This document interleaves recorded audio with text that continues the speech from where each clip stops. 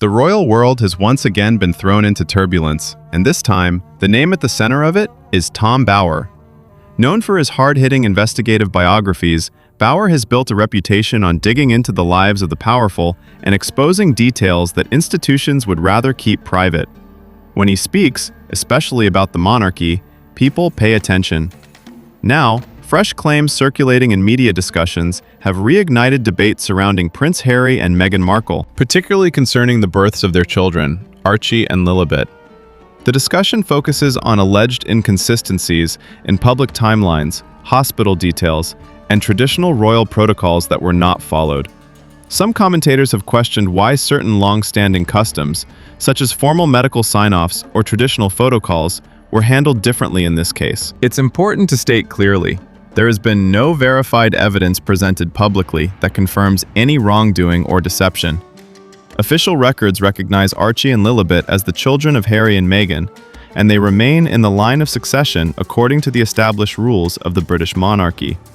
However, speculation online has continued to grow, fueled by commentary and analysis from royal critics. What makes this conversation so sensitive is the constitutional nature of the royal line of succession. The British monarchy's framework is built on lawful descent. Any public questioning, whether substantiated or not, naturally attracts attention because it touches not just personal matters, but institutional ones. That's why even rumors can create headlines. Reports describing Harry as distressed or under pressure should also be treated cautiously. Public figures often face waves of speculation, especially when their personal lives intersect with global media attention. Emotional reactions described by unnamed sources are difficult to verify and should not be taken as confirmed fact. At its core, this story is less about proven revelations and more about the power of narrative. In today's digital era, speculation can spread rapidly, and reputations can be shaped by discussions that move faster than verified information. Until credible documentation or official statements present concrete evidence, these claims remain part of an ongoing media debate rather than an established truth. If you're following this developing situation, focus on confirmed updates from reliable sources rather than viral commentary. As with any story involving high-profile public figures, clarity often comes with time, and separating fact from speculation is essential. Sources now describe an atmosphere inside the Montecito home that feels very different from the sun-drenched California escape once presented to the world. The image, carefully crafted in documentaries and interviews, peace, healing, and emotional freedom, has reportedly given way to tension and unease. According to ongoing media commentary, Prince Harry is said to be deeply affected by the renewed wave of speculation, spending long hours online, reading headlines, and monitoring the conversation surrounding his family. It is important to stress that such descriptions come from unnamed sources and remain unverified, but they have fueled the narrative of strain behind closed doors. What makes the contrast so striking is Harry's public advocacy for mental health. In interviews, including his widely watched conversation with Oprah Winfrey, he spoke about stepping away from royal life to protect his well-being and his family. Fatherhood, in particular, was described as grounding and transformative. In his memoir and media appearances, he portrayed his children as his anchor, the reason he chose a different path from the institution he was born into. Now, the very subject that once symbolized stability has become the center of public debate, and that irony has not gone unnoticed by commentators. Meanwhile, coverage suggests that Meghan Markle has taken a more strategic approach. Reports claim her team has responded firmly to certain allegations through legal channels, issuing warnings against what they consider defamatory claims. From a crisis management perspective, that approach is not unusual for high-profile public figures. However, critics argue that legal silence can sometimes intensify speculation rather than quiet it, especially in the age of viral social media threads and real-time analysis. Supporters counter that responding to every rumor publicly would only legitimize unfounded claims. At the institutional level, the silence from Buckingham Palace has drawn its own scrutiny. The palace has made no formal statement addressing the latest round of speculation. Historically, the monarchy often avoids direct engagement with controversies involving non-working royals, and that precedent may explain the lack of comment. Still, observers are divided on whether the silence reflects strategic distance, legal caution, or simply a desire not to amplify rumors. Another detail often highlighted in online discussions is the absence of public birthday acknowledgements from senior royals in certain instances. While comparisons are frequently made with posts about other royal children, it is worth noting that social media messaging within the royal family has evolved in recent years and does not always follow a consistent formula. Reading deeper meaning into public posts or the lack of them can be tempting, but such interpretations remain speculative. Now the debate has shifted toward what many commentators call the DNA question. Some argue that a definitive scientific clarification would permanently silence rumors regarding lineage and succession. Others maintain that personal medical matters, particularly those involving children, fall firmly within the realm of privacy, regardless of royal status. Constitutionally, the line of succession is governed by established law, and, as of today, Archie and Lilibet remain recognized within that framework. No official authority has indicated otherwise. What this second chapter of the story ultimately reveals is less about proven facts and more about perception. In the digital era, silence can be interpreted as strategy, guilt, dignity, or exhaustion, depending on who is watching.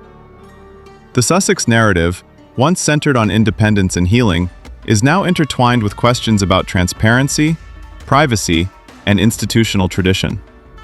Whether this moment fades as previous controversies have, or escalates into something more consequential, will depend not on anonymous sources or viral posts, but on verifiable information, if any ever emerges. And now we arrive at the crossroads, the moment where this stops being endless commentary and becomes a question of decision. For Prince Harry and Meghan Markle, the public debate has evolved far beyond tabloid gossip. It now touches something much larger: trust in institutions, the meaning of royal lineage, and the fragile relationship between privacy and public duty in a constitutional monarchy funded in part by taxpayers. Some commentators argue that because the monarchy is supported by public funds, questions surrounding succession and legitimacy fall into the realm of public interest. Others strongly reject that premise, insisting that children, royal or not, are entitled to medical and personal privacy. The fact that this debate is now happening openly, on mainstream platforms, illustrates how far the conversation has escalated. What was once dismissed as fringe speculation is now being framed by some as a constitutional issue. That shift alone is significant. Zooming out, the monarchy itself rests on two pillars: bloodline and public trust. Bloodline determines succession, trust sustains relevance. Remove certainty from either, and instability follows. That is why Buckingham Palace is believed to be proceeding with extreme caution. A single misstep, a statement that fuels more questions than it answers, could magnify the situation rather than contain it. At the same time, the Sussex brand was built on a different foundation. Through major media deals, the interview with Oprah Winfrey, streaming documentaries, and Harry's memoir Spare, the couple positioned themselves as champions of transparency and emotional truth.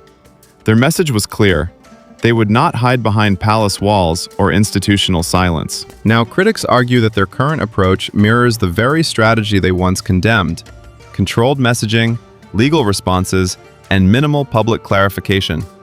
Whether that criticism is fair or not depends largely on perspective. To supporters, protecting their children from invasive speculation is not hypocrisy, it is responsible parenting. To skeptics, refusing to directly address the claims undermines the transparency on which they built their public identity. Both interpretations are circulating simultaneously, and that tension is what keeps the story alive. There is also a deeply human layer beneath the constitutional and media analysis. Harry's life has been shaped by public trauma since childhood, most notably the death of Diana, Princess of Wales, and the globally broadcast funeral that followed. His identity has long been intertwined with loss, institutional conflict, and the search for personal peace. By his own account, fatherhood became his anchor, the stabilizing force that gave meaning to difficult choices. When public discourse begins dissecting that role, it inevitably strikes at something profoundly personal. So where does this go? There are realistically two paths forward. The first is continued silence. Allow legal representatives to challenge specific claims.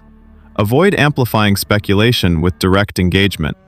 Trust that, in time, the news cycle will shift. This strategy has worked before for public figures facing controversy.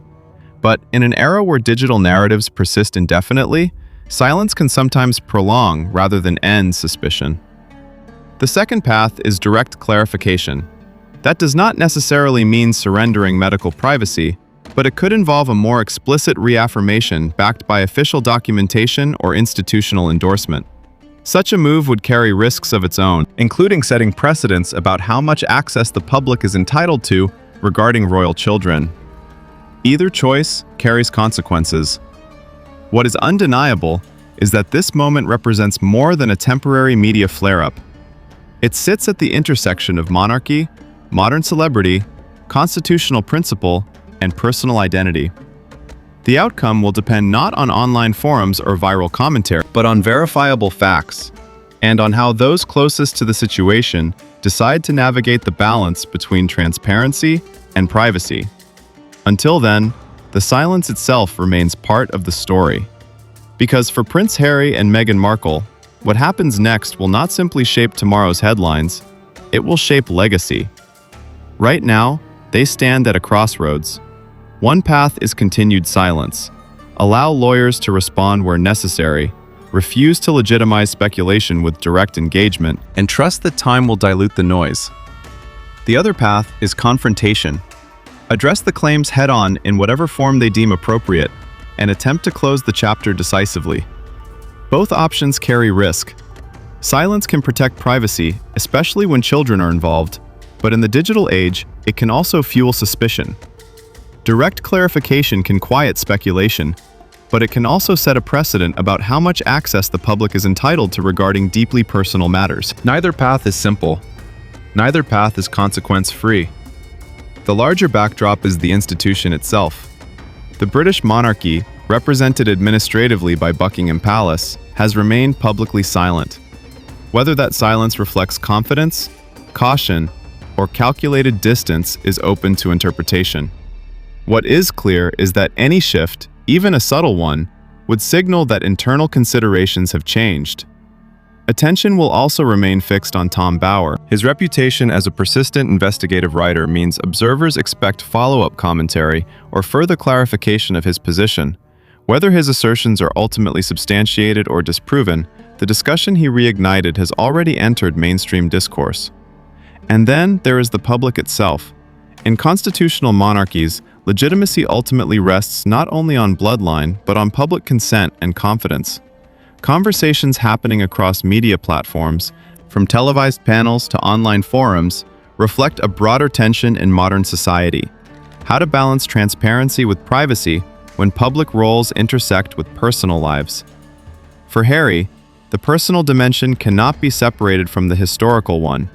He has lived his entire life in public view, from the funeral of Diana, Princess of Wales, to military service, to stepping back from royal duties. Fatherhood, by his own description, became the foundation of his identity in adulthood. When public debate touches that foundation, it naturally becomes more than a media cycle. It becomes deeply human. So what should be watched in the coming weeks? Watch for any formal shift from the palace. Watch for the tone of future public appearances. Watch for credible documentation rather than anonymous claims. And most importantly, watch how the conversation evolves, because public sentiment often determines how long a controversy lives. Here's the grounded reality. As of now, Archie and Lilibet remain legally recognized within the line of succession. No official authority has announced any change to that status. The rest remains speculation, commentary, and competing narratives. History will not be written by rumor. It will be written by verifiable fact. Whether this chapter fades quietly or becomes a defining moment in modern royal history depends entirely on what, if anything, is substantiated beyond the noise. And until that happens, the only honest position is one of careful observation rather than assumption.